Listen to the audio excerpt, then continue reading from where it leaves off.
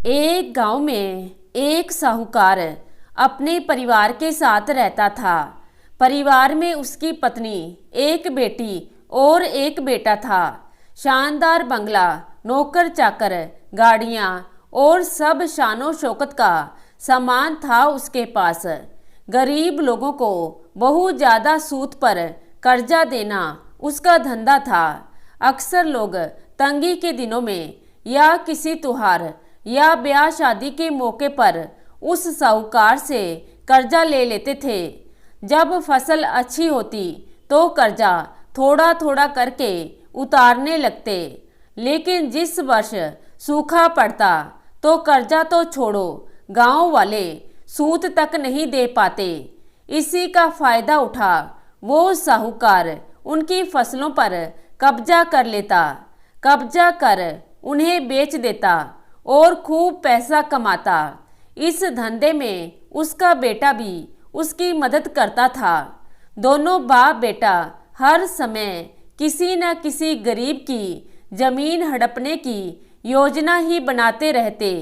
एक दिन शहर से एक व्यापारी आया और साहूकार से गांव में जमीन खरीदने की इच्छा बताई। साहूकार की खुशी का ठिकाना ना रहा। घर बैठे बिठाए जमीनों का ग्राहक मिल गया। साहूकार ने उस व्यापारी को बहुत सी जमीनें दिखाईं जो उसने कर्जे के बदले गांव वालों से हथिया ली थीं। लेकिन उस व्यापारी को कोई भी जमीन पसंद न आई। गांव में घूमते घूमते व्यापारी को एक जमीन का टुकड़ा पसंद आया।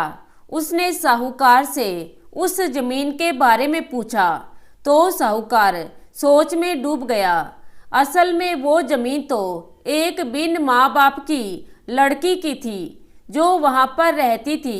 उस लड़की के माँ बाप ने साहूकार से 20,000 रुपये का कर्जा लिया था, मगर उसे चुकाने से पहले ही उनकी मृत्यु हो गई। बेसहारा लड़की की हालत देख गांव की पंचायत ने साहूकार से उस जमीन पर कब्जा ना करने को कहा। भला पंचायत की बात कैसे टाल सकता था साहूकार, मगर दिल में हमेशा ही उस जमीन पर कब्जा करने की बात सोचता रहता था। आज व्यापारी की इच्छा सुन उसका लालच बाहर आ गया और उसने जमीन पर कब्जा करने का मन बना लिया। कर्जे के सारे कागज ले वो उस लड़की के घर पहुंचा और कर्जा वापस करने की बात कही। जब उस लड़की ने अपनी दुर्दशा बताते हुए और समय मांगा तो साहूकार ने कब्जा करने की धमकी दी। कब्जे की धमकी सुन वह लड़की पंचायत के मुखिया के पास गई और उसकी जमीन को बचाने की दुहाई लगाई। सारे गांव में ये बात आग की तरह फैल गई कि साहूकार उस बेसहारा लड़की की जमीन पर कब्जा करने वाला है।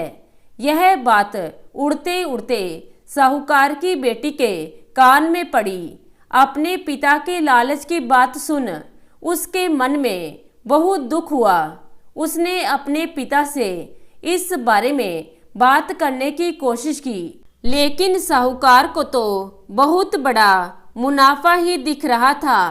उसे बेसहारा लड़की की दुर्दशा या अपनी बेटी के निवेदन का कोई असर न हुआ और उसने उस जमीन पर कब्जे का ऐलान कर दिया। साहूकार की बेटी ने भी जिद पकड़ ली कि उस लड़की की जमीन पर कब्जा ना होने देगी, पर अपनी एक ना चलती देख उसके दिमाग में एक योजना आई। अगले दिन सुबह सुबह वह बेसहारा लड़की और उसके साथ 2 लोग साहूकार के घर पहुंचे और कर्जे की 5,000 की किश्त दे दी। साथ में ये भी कह दिया कि 3-4 महीनों में कर्जे के बाकी रुपए भी उन्हें मिल जाएंगे। रुपए देने के बाद रसीद ले सब चले गए। चूंकि अब किश्त मिल गई थी, इसलिए पंचायत ने भी कब्जा नहीं करने दिया। साहूकार बहुत परेशान था कि आखिर उस लड़की के पास इतना सारा रुपया कहाँ से आया? कल तक तो वो दाने दाने को तरसती थी और आज 5,000 रुपये दे गई। कुछ भी ना समझ आने पर उसने गांव वालों से भी पूछताछ की, लेकिन कोई भी रुपयों के बारे में नहीं जानता था। कुछ दिनों के बाद वह लड़की फिर 2 गांव वालों के साथ आई और कर्जे की बाकी रकम चुकाकर रसीद और कर्जे के कागज ले गई। साहूकार परेशान था कि आखिर इस लड़की के पास इतना धन कहाँ से आया। इस तरह कुछ दिन और बीत गए। एक दिन साहूकार को खबर मिली कि उस बेसहारा लड़की ने अपनी जमीन बेच दी है। कुछ कर तो सकता नहीं था, लेकिन उत्सुकतावश जाकर देखा तो चौंक गया। जमीन पर एक बोर्ड लगा था। उस बोर्ड पर जमीन के मालिक का नाम देख साहूकार की मानो सांसें रुक गई हों। मालिक के नाम के आगे लिखा था उसकी अपनी बेटी और उस लड़की का नाम। दौड़ा हुआ घर आया और बेटी से पूछा कि यह क्या तमाशा है। तब उसकी बेटी ने उसे बताया कि उस गरीब लड़की की मदद के लिए उसने अपने सारे गहने बेच डाले ताकि उसकी जमीन आपके कब्जे से बच सके। लेकिन जमीन आपसे छुड़ाते ही उस बेसहारा लड़की ने उदारता दिखाते हुए आधी जमीन मेरे नाम कर दी।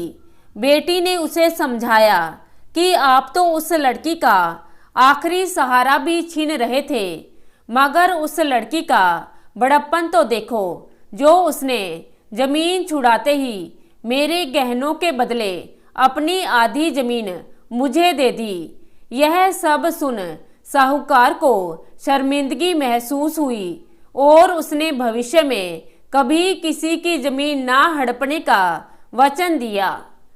तो दोस्तों, कैसी लगी आज की कहानी? आशा करती हूँ कहानी को पसंद करेंगे। धन्यवाद।